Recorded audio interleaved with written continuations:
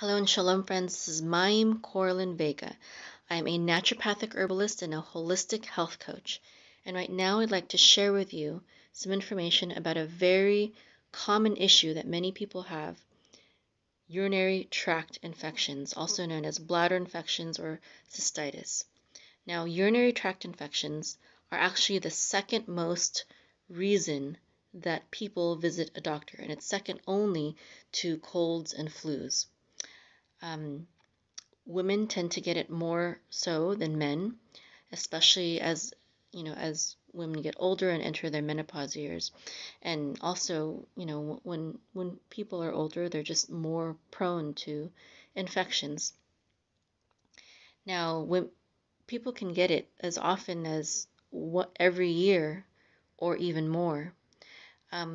When men have and especially if it's recurring, it tends to pose a greater risk in general, and a lower grade smoldering infection and recurrent infections pose a greater danger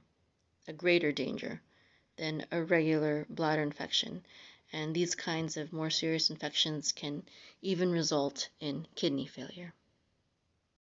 It's a common misunderstanding that a urinary tract infection only involves the urinary tract, but in actuality, it can also involve the bladder and even the kidney. And when it reaches the kidney, again, that's when it can pose a greater danger. So here are some symptoms of urinary tract infection: a strong, persistent urge to urinate, a burning sensation when urinating, passing frequent small amounts of urine, urine that appears cloudy, urine that appears red, bright pink, or cola-colored, which is a sign of blood in the urine, strong smelling urine, pelvic pain in women, especially in the center of the pelvis and around the area of the pubic bone. Now, urinary tract infections are often misdiagnosed, especially in older people. So if the infection is in the urethra, the symptoms are usually burning with urination and discharge. If the infection is in the bladder, then it's cystitis. Then there's also pelvic pressure, lower abdomen discomfort, frequent or painful urination, and blood in urine. Now, when it reaches the kidneys, and that's the most, that's when it's more serious. There could be back pain or side flank pain, high fever, shaking and chills, nausea, and even vomiting. About 80 to 90% of all urinary tract infections are caused by the E. coli bacteria. And recent studies have found that the main cause of E. coli is through factory-farmed chicken. Now, this E. coli usually resides in your intestinal tract.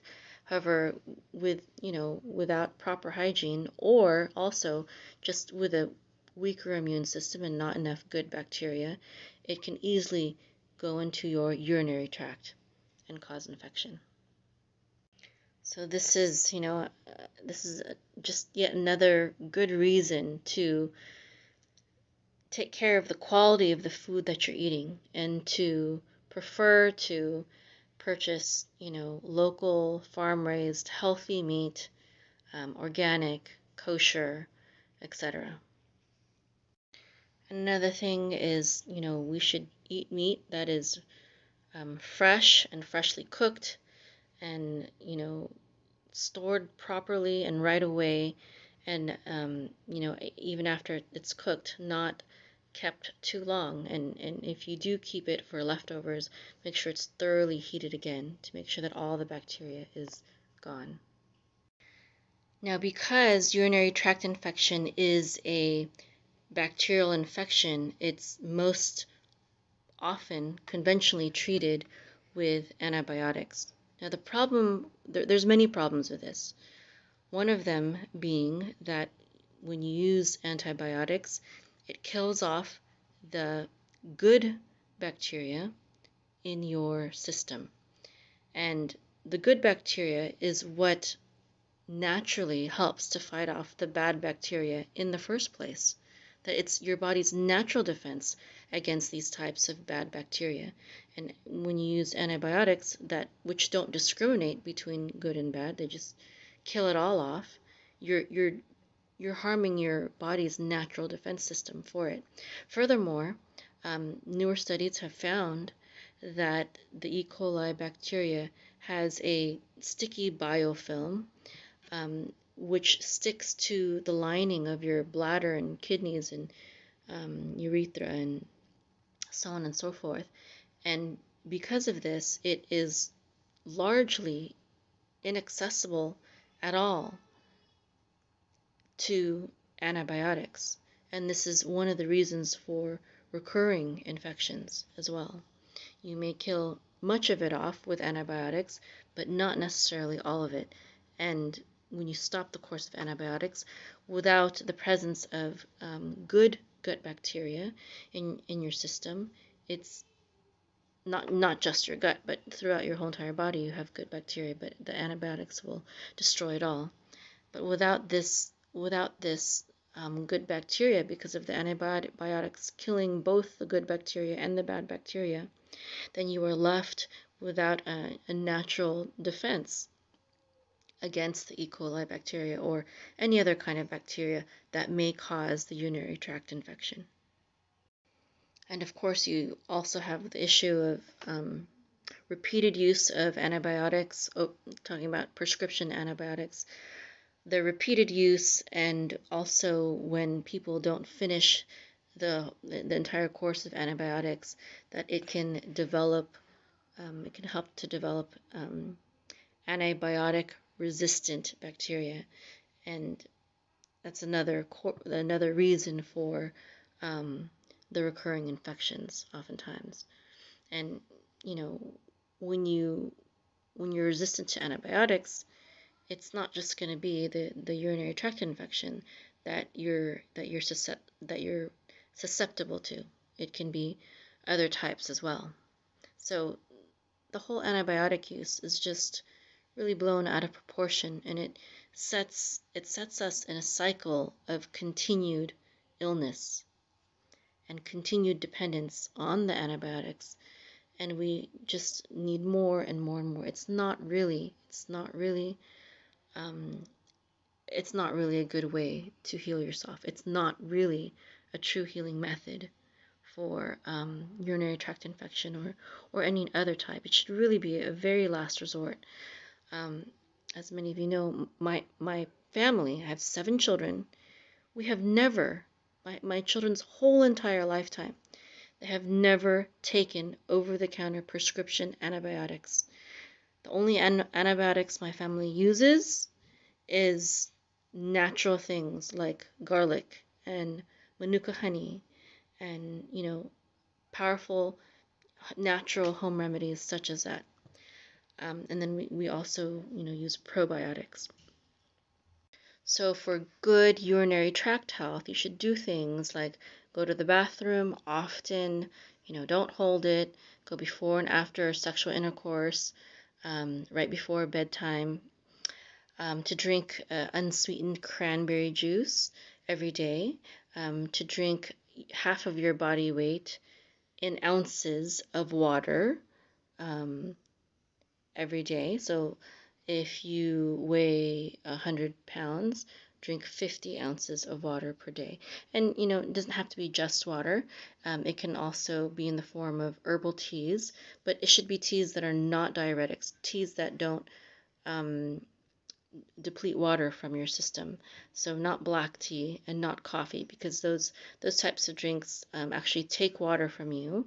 And if you drink those kinds of drinks, you should actually drink more water than the half your body weight in ounces. So when I'm talking about teas, I'm talking about non-caffeinated herbal teas. Okay, that can count as for your daily water intake also. And when you have a urinary tract infection, you should drink even more water. Lemon water is also good. And also, it's not healthy to use internal feminine hygiene products. They can be a harbor for germs. And also not to use spermicides with diaphragms.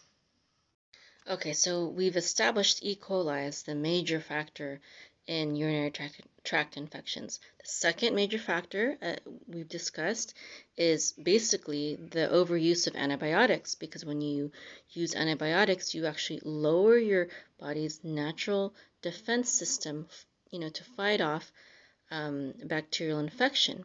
And so antibiotic use can just lead to further urinary tract infections. Some more factors. Stress. Stress can lower your immune system in general, and lower your body's ability to fight off infections, including urinary tract infections. It's a big one. Stress and also a poor diet. Having a good diet can actually help protect your body from a lot of stress, but when you've got stress and a poor diet, that's really a recipe for disaster. And then, of course, so we've stated, sexual intercourse and even injury to the area, and pregnancy can also make you prone to infections. Okay, now I'd like to share with you some powerful home remedies for urinary tract infection. And just as a legal disclaimer, I have to tell you that what I'm about to share is for informational purposes only, and you should consult your doctor. But I'm going to share with you what I would do and have done for myself and my family. And as I've said, I say all the time, we don't see medical doctors. We know how to handle everything, pretty much everything that has come our way, naturally and holistically. So this is what I would do. The first and most easiest thing to do is to take vitamin C. I like to have vitamin C on hand always, because it's pretty much non-perishable. You can just keep it in your cupboard. We have several bottles all around the house. I even have some in my purse. It's a very effective immune booster. So I would take at least 1,000 milligrams per hour until I got better. Me or my children. For my children, at least 500 milligrams. Now, that's just the minimum. Dr. Andrew Saul, which is who I learned orthomolecular nutrition from, which is basically megavitamin therapy, and he studied under the Nobel Prize winner Dr. Linus Pauling, but he would suggest taking 500 milligrams every 6 minutes until bowel tolerance, and that basically means to take 500 milligrams every 6 minutes until you have diarrhea. And once you have diarrhea, then you know that you've hit your maximum dose, and you can ease up on it. You can basically stop or take a lot less. I've never gone that extreme myself, even though I would if, depending on, how extreme the case was for me. Pretty much for most infections, 1 to 3,000 per hour is enough. Now, the best kind of vitamin C to take is liposomal vitamin C. Liposomal is spelled Liposomal. That's because the half-life of normal vitamin C is half an hour, but when it's in liposomal form, it lasts a lot longer because it's protected by the fat, and so it doesn't perish as quickly.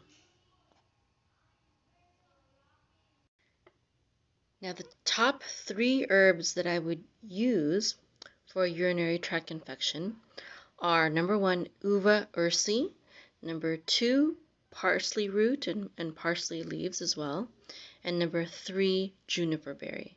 And the first one I'd like to talk about is uva ursi, and that's spelled UVA and then the second word is URSI. 2 words, uva ursi, and it's been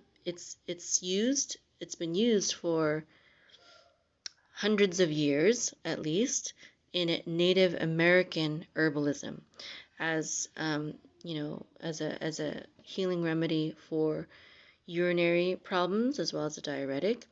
And it's also a urinary antiseptic, which is very good. It's an astringent, and it's also anti-inflammatory.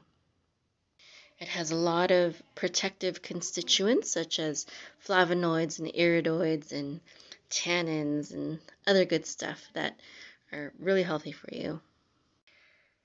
Now, for uva ursi, I would just drink it as a tea, and if you'd like to sweeten it up, you could add some manuka honey, since manuka honey is also an antibiotic. For the second herb would be parsley, and parsley root is really what I would use preferably. But if it's not that common to be able to buy parsley root at the store, so you can just get parsley from any grocery store. And what I would probably do with parsley is I would blend it in a blender and drink it with water, some non-fluoridated, fresh, pure water, purified water. So blend up the parsley in a blender and then drink it. That way it's also raw. Now, parsley is super healthy. It's got, vitamin K, and it helps with your urinary tract, and it's a diuretic. It's an anti-inflammatory, and it's, research has even found that it's anti-cancer. So the third herb that I would take is juniper berry. It's also a very classic traditional herb that's used for bladder and urinary tract infections.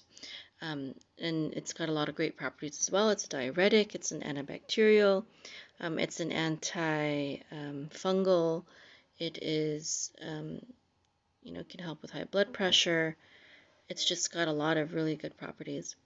So uva ursi, parsley root, and juniper berry, you can get them all from Amazon fairly quickly, especially if you need it, sooner than later. If it's not so much of an emergency, I prefer to get it from pacificbotanicals.com or mountainroseherbs.com. Those are the two sources that I normally get my herbs from, and I always try to get them either organic or wild crafted. That's the best. But of course, if you need it right away, then Amazon. And parsley root, not parsley root, but parsley from the grocery store, and then blend it. Now with the with the uva ursi and parsley root and juniper berry, I'd take that as a tea, steep it for maybe half an hour, and then drink it with some manuka honey, which is also antibiotic. But when I say to drink these things, it doesn't mean drink them once. I would drink them throughout the day until my problem was gone. You can combine it all together into one drink, or you can make one drink at a time and kind of alternate, or it doesn't really matter. It's up to you. It's better to drink and fast from food if possible, whenever you're sick with an infection, whether it be a urinary tract infection or another kind of infection. If you can, don't force yourself. Don't force yourself either to eat, or also don't starve yourself. Just eat light. Broths and fresh fruits and vegetables and stuff like that are the best for when you are sick. And it should be things that are homemade, not anything packaged or processed, because those kinds of foods have lots of issues and are not good for your immune system. Now, you often hear that you should drink cranberry juice if you have a urinary tract infection, and some people say, oh well, it didn't work. But the cranberry juice drinking, that's more of more like of a preventative measure. It's not that potent, but the active ingredient in cranberry is something called D-mannose. That's D-mannose. D-mannose. And research has found that D-mannose actually works just as well as prescription antibiotics for urinary tract infections. And what's the best part about it is that there's less side effects. So the way that D-mannose works is it sticks to the E. coli bacteria and it allows it to be flushed out. Remember how I said earlier that the bacteria tends to stick onto your bladder and your kidney walls, but when you take the D-mannose, it sticks to it instead, and allows it to be flushed out of your system when you are drinking. And that's another, of course, remember you should be constantly drinking when you have the urinary tract infection. Now, D-mannose, you can get that. I would probably go to Sprouts for something like that if you have a Sprouts near you, or another kind of health food store. And of course, if not, then you can also get it from Amazon. Okay, so cranberry juice would be more for, a daily drink. But when you have, it's a more serious issue than D-mannose, that's, the active ingredient in cranberry, and there's a lot more of it in the supplement form versus if you're just drinking cranberry juice. Now, another very important thing to take, especially if you've taken antibiotics, is a high potency probiotic. And remember, as I was saying before, the probiotics in your body are necessary to, for just general immune health, for just general health, but also it's the good probiotics, it's the good bacteria that helps your body fight off the bad bacteria. Actually, you need a balance. And usually with antibiotics, it kills off both the good and the bad bacteria. And so there's nothing left to fight the bad bacteria when it comes. You really have to replenish it, or else you will get those recurring infections. Now, the best way, or the way that I would, my family takes probiotics actually every single day. We take a high potency probiotic pill in a superfood drink. So what I would do, if you should, I think everyone should actually take some high quality probiotics at least every 2 to 3 days, okay, if not more. And we usually always up that whenever we're sick. But we get it from Sprouts. You can also get it from Amazon, or I like the supplements that Mercola.com also sells. Dr. Mercola, he sells a good liposomal vitamin C. I'm not sure if he sells the D-mannose, but I know he has probiotics as well. And you really need to get the high potency probiotics. Anything that's not high potency is just too weak to really do much for you. So high potency would be 50 billion and above. If you can get one that's 100 billion, just like the most value for your money. And the kind of brands that I trust are brands like, as I said, Dr. Mercola, and also Garden of Life. That's Jordan Rubin's brand.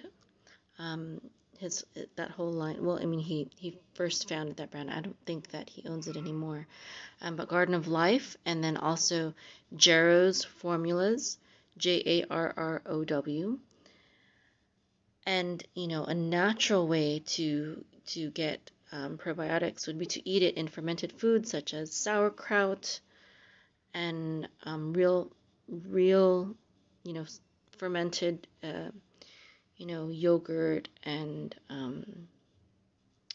kombucha and things like that. But you have to be really careful with when it comes to foods. Make sure it's raw so that the probiotics are still alive, because a lot of conventional foods that should have probiotics, like pickles and things like that, if they're pasteurized, then all the good probiotics have been killed off. So that's why, probably for medicinal purposes, I prefer taking just the high quality, high potency probiotics. Now, other general immune boosting herbs that you can take, and I think these herbs you should probably just have on hand at home with you always, is echinacea and oregano oil. Now, echinacea just basically enhances and boosts your immune function, and we'll take echinacea whenever we're sick with a cold or a flu or a sore throat or anything, any kind of infection. Echinacea is a good immune booster. And then also oregano oil. It's a powerful antibacterial and antiviral. So those are things that they're really just multi-purpose herbs, and you can really just take it for a lot of things that you may have. Those are both very good natural immune boosters and antibiotics, kind of like vitamin C, something that everyone should take and everyone should have in their home for when they need it. And another just general immune boosting supplement is vitamin D, and most people today are lacking in vitamin D unless they have a profession where they work outside on a daily basis. Most people are poor, are very, very deficient in vitamin C, and an inadequate amount of vitamin D in your system can be the trigger for an infection becoming more serious and even deadly. Okay, so vitamin D is very, very important for your immune system. That's another vitamin, vitamin C and vitamin D, that people should really take regularly and have on stock. Now, when it comes to vitamin D, whenever I'm sick with an infection of any kind, I will take 50,000 IU vitamin D daily for about 3 days, no more than 3 days, 1 to 3 days, depending on how I feel. And then you can take more, and that's just for when you're not feeling good. On a daily basis, because I'm dark, I will take about 30,000 IU. However, if you have lighter skin, you'll probably go with less than that, maybe just 10,000 IU. I know it sounds high, but if you actually test your vitamin D levels, you will see that it's probably low. Now let's talk about diet during a urinary tract infection. Now, whenever you're sick, whether it's with a urinary tract infection or not, you really need to, the holistic approach is not just to take, some things, some pills, some herbs, some tea. Holistic means you get the whole picture. You treat your body as a whole system, and you give it everything that it needs to thrive, okay? Not just, it's the standard medical model that expects to just take a pill, a magic pill, and then you're better and you can go back to whatever unhealthy habits that you used to do. But with the holistic model, when it comes to true healing, you have to feed your body what it needs to be able to heal itself. So if some really good foods to be eating if you have a urinary tract infection are watermelon, celery juice. If you could juice the celery, you can even juice the celery and watermelon together. The parsley, as I mentioned before. And then lots of garlic, especially fresh, raw garlic. Garlic is also an extremely powerful antibiotic. It's another one of those herbs that you can just have on hand. But, when it comes to garlic, it really should be raw, and you have to crush it and let it oxidize to release the allicin to ALLICIN, and that's really the active ingredient, the thing that is the powerful healing property of garlic. You have to crush it and let it oxidize first. And then, what I do is, I'll blend it with some orange juice and then, just drink it that way. So you have to give your body, remember we talked about the importance of the good bacteria, right? So you have to feed your body things that will boost your immune system and feed the good bacteria, which will naturally fight off the bad bacteria, the E. coli, or whatever bad bacteria is causing that urinary tract infection. And so one of the most important foods that you have to avoid that feeds the bad bacteria is sugar. And I don't mean the sugar from the manuka honey or the watermelon, okay? Because there's other properties in those things that are going to be very good for your infection. But the kind of sugar that you need to avoid are sugars such as, just white sugar and junk food and, candy. And, if you're going to use a sweetener, it should be manuka honey while you're sick. No sugar, no junk food. Drink good things and only eat good things.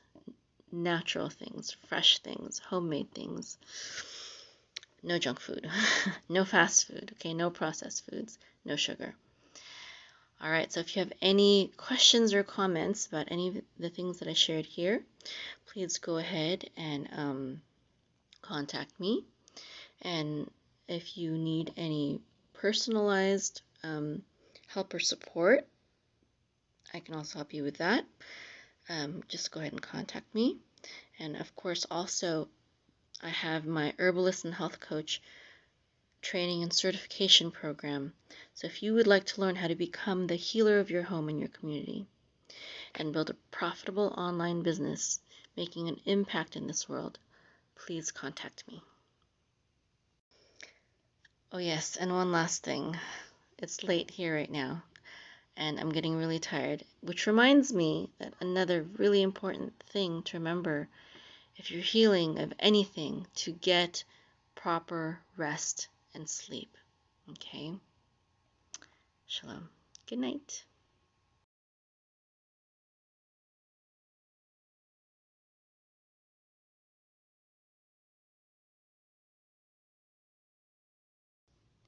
There's a well-known quote by the famous inventor Thomas Edison, which goes like this. He said that the doctor of the future will give no medicine, but will interest his patients in the care of the human frame, in diet, and in the cause and prevention of disease. Well, the future that he was talking about is today. And this is your opportunity to become that true healer of the future. Hippocrates, known as the father of medicine, said, "The greatest medicine of all is teaching people how not to need it. Everyone has a doctor in him or her. We just have to help it in its work." And that's exactly what good health coaches do and what we teach at Arukah.